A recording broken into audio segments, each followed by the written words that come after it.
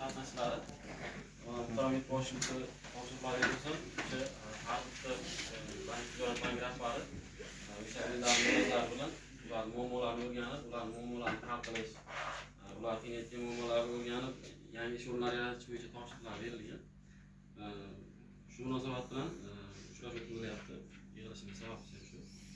Ya'ni hozir so'zdan avvalda birinchi filialimizda, bankimizda mavjud kredit mahsulotlari bilan tanishtirib o'taman. Undan keyin agar kimdadir qanaqadir muammo yechilmayotgan bank bilan bog'liq, qanaqadir bank amaliy yordam bilan hal qiladigan muammolar bo'lsa, iloji bo'lsa hal qilishni amalga ko'ramiz.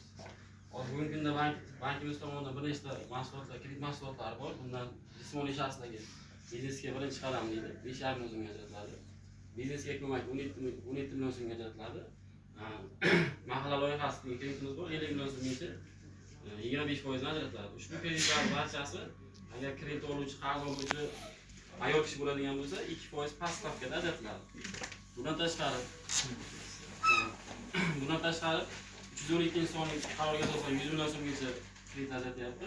Agar kredit mas'ul garov bo'ladigan bo'lsa, ta'min qilinadigan bo'lsa, 300 million so'mgacha ajratamiz. Agar bu kredit mahsulotida ham agarda o'sha korxona rahbari ayol kishi bo'ladigan bo'lsa, 2% past stavkada ajratiladi. 18%.